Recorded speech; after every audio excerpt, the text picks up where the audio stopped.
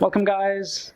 While there are many great things that JavaScript can do because it works directly in the browser and it's the perfect tool for developers, but I'm going to give you 4 things that JavaScript cannot do even today. So let's check them out.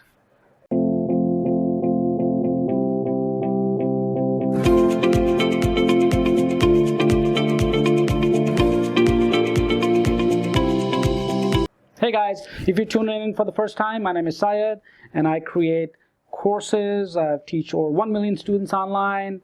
I have over 1,000 courses working on the Team ClayDesk platform. So in this video, let's move forward with those 4 things that JavaScript cannot do or you may not know already.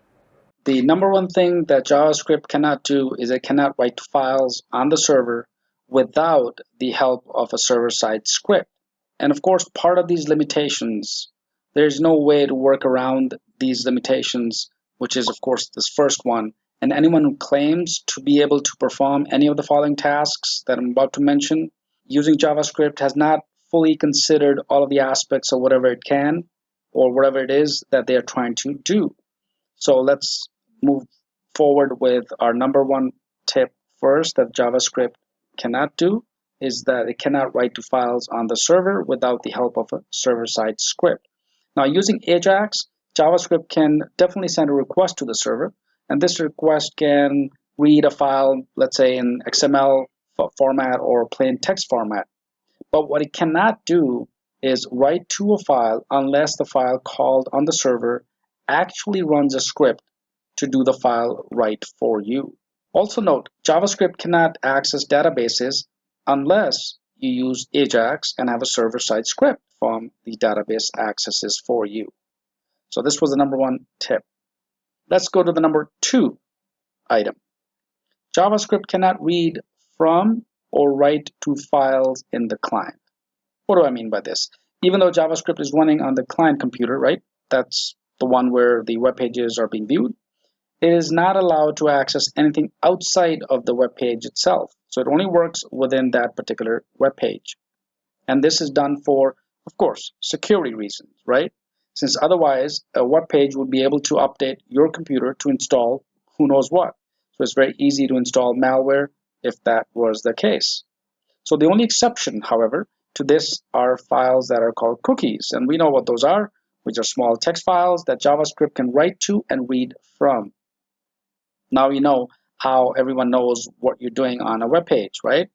Where you're clicking on a web page, what's going on, how often do you visit a web page? That's all done through cookies and controlled by JavaScript. So that JavaScript can do. But what it cannot do is cannot read from or write to files in the client. So the browser would restrict access to cookies so that a given web page can only access cookies created by the same site. And JavaScript, by the way, note, cannot close a window if it didn't open it, right? And again, for security reasons. Let's move to the number 3 tip. JavaScript cannot access web pages hosted on another domain.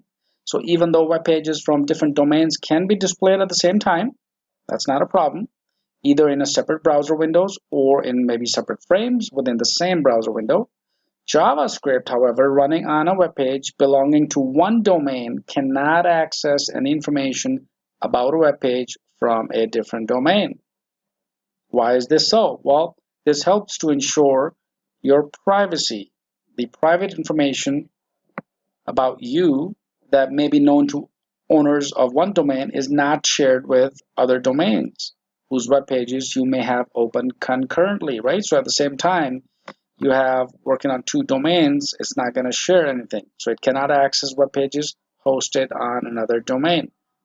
Now, how do you do it? The workaround, the only way to access, however, files from another domain is simply do an Ajax call to your server and have a server-side script access the other domain, right? So that's the only way you can do so. All right, let's move to our number 4 and the final tip that JavaScript cannot do. It cannot protect your page source or images.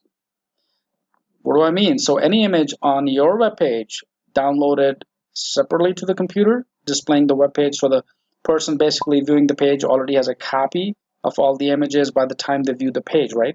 The copy is kept in cache, and you have all of these images that you've already downloaded as soon as you visit a web page. So the same is true of the HTML source of the web page. So the web page needs to be able to decrypt any web page that is encrypted in order to be able to display it. So keep in mind, JavaScript cannot protect your page source or images. So let's say you have an encrypted web page that may require JavaScript to be enabled in order for the page to be able to be decrypted, in order for it to be able to be displayed to the web browser. So once the page has been decrypted, anyone who knows can easily save the decrypted copy of the page source.